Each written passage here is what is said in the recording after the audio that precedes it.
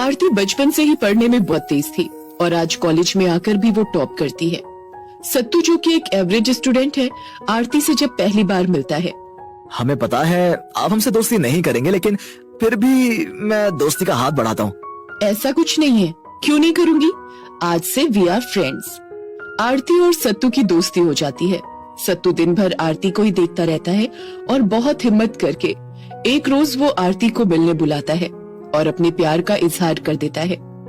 आपने हमारे दिल की बात कह दी, हम आपको मन ही मन अपना मान बैठे हैं। आरती अपने घर वालों को सत्तू के बारे में सब कुछ बता देती है और दोनों की शादी पक्की हो जाती है।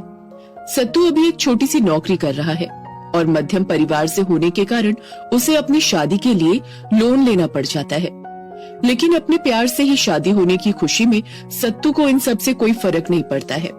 सत्तू बड़े ही धूमधाम से बारात लेकर आरती के यहाँ पहुँचता है, लेकिन भरे मंडप पर उसे पता चलता है कि उसकी आरती उसके मुंह पर कालिक पोतकर किसी और के साथ भाग गई है। आरती, तुमने ऐसा क्यों किया? ऐसी कौन सी गलती कर दी थी मैंने जिसको तुमने मुझे ये सिला दिया?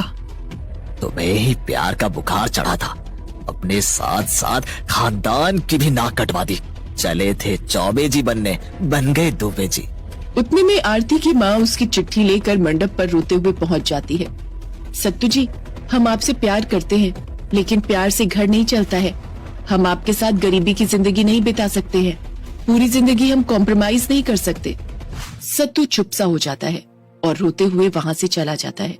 अपने घर पहुंचकर खुद को कमरे में लॉक कर लेता है और आरती की तस्वीर जो कि उसके कमरे में लगी थी उसे एक टक देखने लगता है और अपने अलमारी में से एक किताब निकालता है और उसमें से एक गुलाब और वैलेंटाइन कार्ड देख सत्तू अपने पुराने दिनों में खो सा जाता है। आज से 6 साल पहले जब आरती ने पहली बार वैलेंटाइन डे के दिन उसे हाँ कहा था। आप मुझसे मिलने आए, आज मेरा दिन बन गया। जिस तरह मिलने आई है उस तरह मेरी जिंदगी में आकर इस गुलाब की तरह महका दो। सत्तू, हम आपसे प्यार करने लगे हैं और आपकी बनकर रहना चाहते हैं। आरती शर्माते हुए धीरे से अपने पर्स में से लाल गुलाब और एक कार्ड निकालकर सत्तू को देती है। इसे हम हमेशा अपने पास रखेंगे, इसमें हमेशा आपकी खुशबू आएगी। आप भी ना। दोनों एक दूसरे को डेट करना शुरू कर देते हैं, छुप छुप कर मिलते हैं, कभी मूवीज तो कभी मेले में, कभी गंगा किनारे एक दूसरे के हाथ में हाथ डाले बैठे रहने लगे। एक बार दोनों शिव मंदिर जाते हैं और सत्तू आरती के सिर पर दुपट्टा डालता है।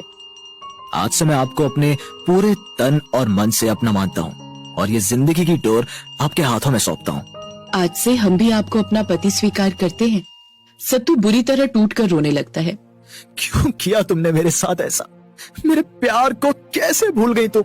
सत्तू पूरा गुमसुम सा खोया खोया सा रहने लगता है। उसकी शादी टूटने के कारण उसकी बहन की शादी में भी दिक्कतें आने लगती हैं। एक रोज वो अपने मोहल्ले से गुजर रहा होता है। मेरे मंडप पर लड़की छोड़कर गई है और फिर भी देखो एक जरा आराम नहीं है, मुंह उठाए घूम रहा है। चुल्लू भर पानी में डूब मर जाना चाहिए इसे। क्यों भाई साहब? अरे हमें क्या है, जब लोन वाला इनसे इनका घर खाली करवाएंगे तब देखना, लड़की गई सो गई, उसके चक्कर में घर से भी हाथ धो बैठेंगे। ये सब सुन सत्तू खून के घूंट पी चुपचाप वहाँ से चला जाता है। दूसरी ओर आरती, जो आजकल की लड़की है, वो शादी करके अपनी लाइफ में बिजी हो जाती है और सत्तू को पूरी तरह भूल जाती है। दिन यूं ही बीतने लगते हैं। सत्तू दिन रात अपनी पढ़ाई में झोंक देता है और मन में प्रण करता है, मैं इतना पैसा कमाऊंगा कि लोगों को मेरे सामने नजर उठाने में भी सोचना पड़ेगा। इधर आरती पैसों की चमक में अंधी हो जाती है और उसे कुछ नजर नहीं आता है। दिन रात वो अय्याशी करने लगती है। इसी तरह 5 साल कट जाते हैं और एक दिन आरती प्रतीक को किसी और लड़की के साथ देख लेती है। प्रतीक ऐसा नहीं कर सकता है, मेरी नजरों को धोखा हुआ होगा। नहीं नहीं नहीं, ऐसा नहीं हो सकता है। आरती वहाँ से चली जाती है। उसके दिमाग में उस लड़की का चेहरा मानो छप जाता है और उसका चेहरा उसके दिमाग में घूमने लगता है। आरती को प्रतीक पर शक होने लगता है, इसलिए वो उसका मोबाइल लैपटॉप चेक करने की कोशिश करती है और प्रतीक ये सब देख लेता है। ये सब क्या कर रही है? दिमाग तो ठीक है ना? मैं वो लल्लू सत्तू नहीं हूँ जिसने तुम्हें अपना सब कुछ सौंप दिया था। अपने काम से मतलब रखो। तुम्हें पैसे चाहिए थे, वो मैं तुम्हें दे रहा हूँ। आज के बाद मेरी चीजों को हाथ लगाने की कोशिश भी मत करना। ये सब सुनकर आरती की आंखें भर आती हैं और उसे सत्तू की याद आने लगती है। अब वो प्रतीक के ऊपर नजर रखने लगती है। एक रोज आरती प्रतीक को लड़की के साथ रंगे हाथ रेस्टोरेंट में पकड़ लेती है। छी, तुम इस हद तक गिर जाओगे मैंने कभी ऐसा नहीं सोचा था। तुम लड़की होकर ऐसा करोगी किसी शादीशुदा लड़के के साथ? तुम कैसे अफेयर कर सकती हो? मेरे पति से दूर हो जाओ। शट अप, ज्यादा चू चपाट मत करो। तुम कौन सी दूध की धुली हुई हो? तुमने भी तो अपने बॉयफ्रेंड को धोखा देकर ही मुझसे शादी की, वो भी बस पैसों के लिए। मैं तुम्हें पैसे दे रहा हूँ, समझी? उसी में खुश रहो, मेरी जिंदगी में घुसने की कोशिश मत करो, समझी? प्रतीक आरती को धक्का दे देता है और वहाँ से चला जाता है।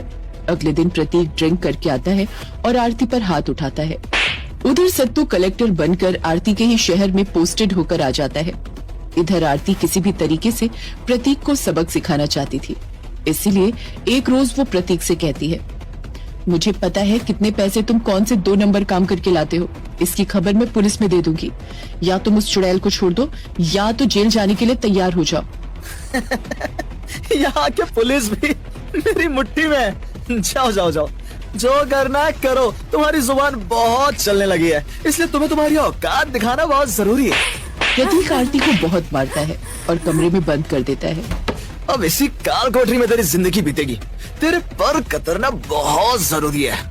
प्रतीक आरती को बंद करके अपनी गर्लफ्रेंड के साथ चला जाता है। आरती किसी तरह अपनी जान बचाकर कमरे से भाग जाती है और थाने के लिए निकल जाती है। थाने पहुंचकर वो देखती है कि प्रतीक थाने के बाहर ही खड़ा है, इसीलिए आरती छुप जाती है और बाहर खड़े हवलदार से रोते हुए कहती है, मेरी मदद कीजिए नहीं तो मैं मर जाऊंगी। ये आदमी मुझे जान से मार देगा। मैं आपके हाथ पांव जोड़ती हूँ। यहाँ आगे जाकर कलेक्टर साहब का ऑफिस है और नसीब से साहब आज ऑफिस में ही है।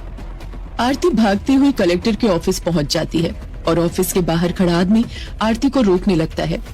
आरती चिल्लाते हुए कहती है, मुझे कलेक्टर साहब से अभी मिलना है। आरती किसी तरह ऑफिस में घुस जाती है और सत्तू को देखकर उसके होश उड़ जाते हैं।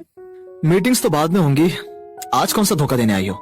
मुझे माफ कर दो सत्तू, हमने आपके साथ बहुत गलत किया, इसीलिए भगवान ने हमारे साथ भी यही किया। आरती सत्तू को सब कुछ बता देती है। आप चिंता मत कीजिए, हम आपको इस दलदल से बाहर निकाल कर रहेंगे। सत्तू प्रतीक को उसके काले धंधे के लिए गिरफ्तार करवा देता है। आरती प्रतीक को तलाक देकर वापस सत्तू के पास आने की कोशिश करती है। हमने आपको माफ किया क्योंकि भगवान ने इसकी सजा आपको पहले ही दे दी। आपको पैसे से प्यार था, आप मेरी जिंदगी में कभी नहीं आ सकती थी। खैर, गुड बाय।